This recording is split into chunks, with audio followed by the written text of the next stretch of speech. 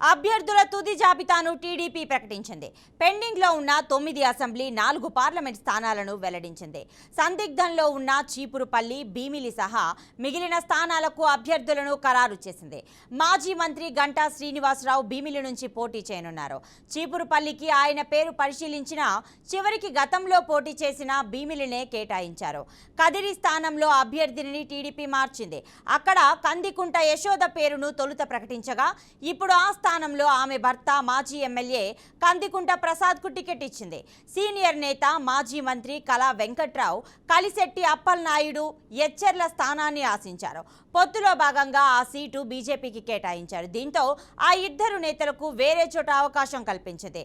చీపురుపల్లి అభ్యర్థిగా కళా వెంకట్రావు, విజయనగరం లోక్సభకు కలిశెట్టి అప్పలనాయుడును ఆ పార్టీ బరిలో నిలిపింది.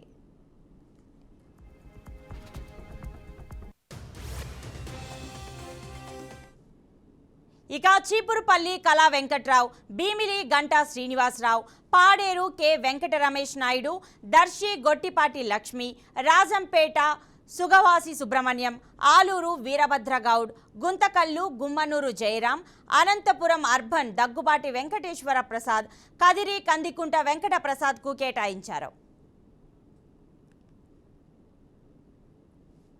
ఇక పార్లమెంట్ అభ్యర్థుల విషయానికి వస్తే విజయనగరం కలిశెట్టి అప్పలనాయుడు, ఒంగోలు మాగుంట శ్రీనివాసులు రెడ్డి, అనంతపురం అంబికా లక్ష్మీనారాయణ, కడప భూపేష్ రెడ్డికు కేటాయించారు.